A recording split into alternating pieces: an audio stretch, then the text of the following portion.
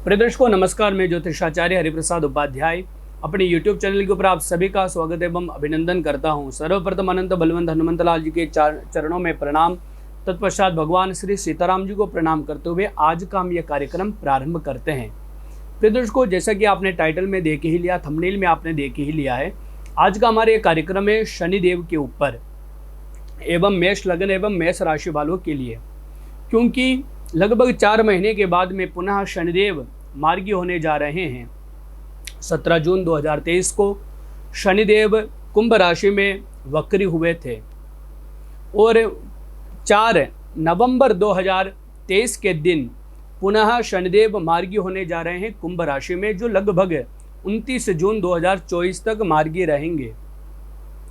आपकी राशि से यानी कि मेष राशि से शनिदेव वर्तमान समय में 11वें हाउस में उपस्थित है स्वग्रही होकर के। वैसे शनिदेव अच्छी पोजीशन पर हैं आप लोगों के लिए, क्योंकि आपकी राशि से कर्माधीश और लाभाधिपति यानी कि कर्म के और लाभ के अधिपति देव शनिदेव स्वयं बनते हैं और स्वयं अपनी ही राशि में उपस्थित है।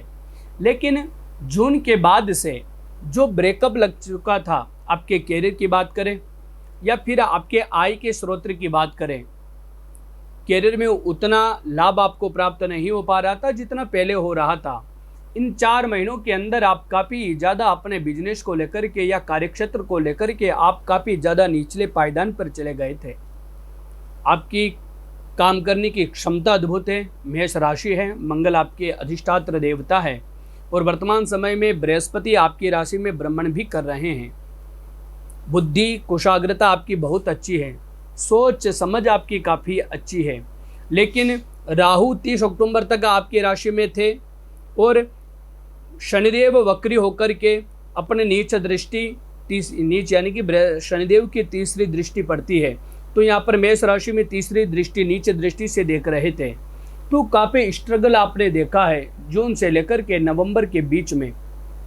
लेकिन अब 4 नवंबर का जैसा ही समय प्रारंभ होगा और शनिदेव अपने वक्रता को छोड़ करके मार्गी होंगे, यानी कि अपनी शुभता को बढ़ा देंगे।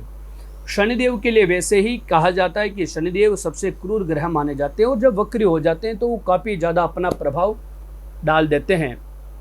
यहाँ पर शनिदेव 4 महीने तक आपके जीवन के अंदर जो भी समस्याएं उत्पन्न करी हो, चाहे वो लाभ को लेकर के हो, भले ही आपके कर्म को लेकर के हो, कार्यक्षेत्र को लेकर के हो, या फिर आपके मन मस्तिष्क के ऊपर ऐसा प्रभाव बना हो कि आपके जीवन के अंदर वैराग्य भाव आ गया था।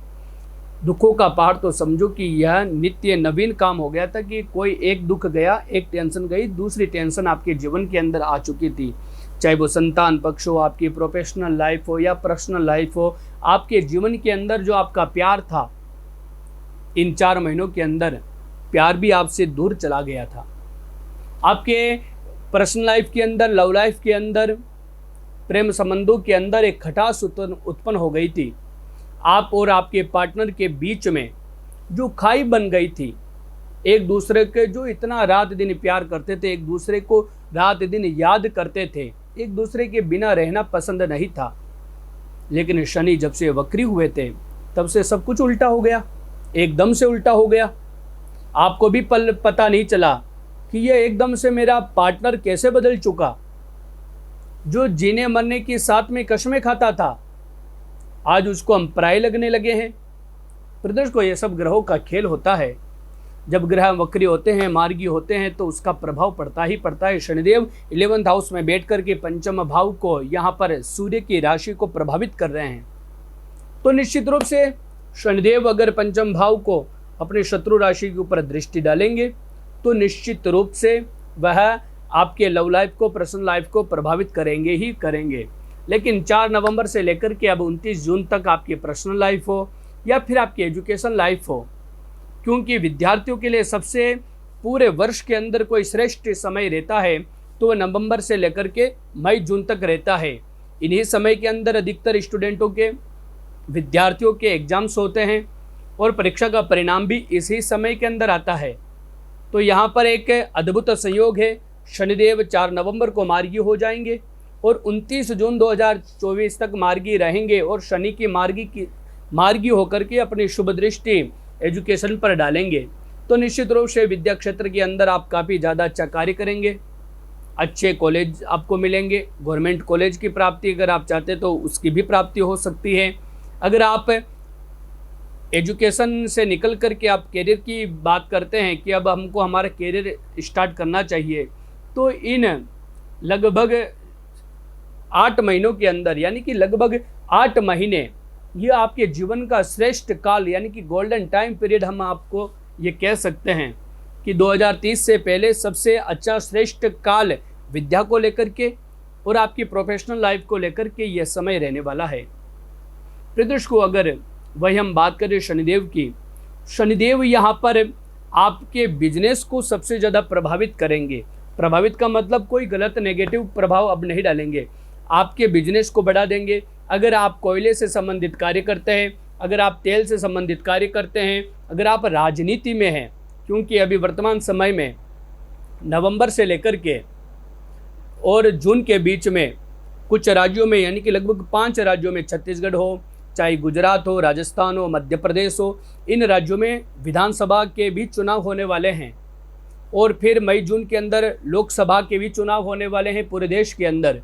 अगर आपकी मेष राशि है और आप राजनीति में इंटरेस्ट रखते हैं या राजनीति से जुड़े हुए व्यक्ति हैं, तो यहाँ पर शनि की शरणागति आप प्राप्त कर लीजिए।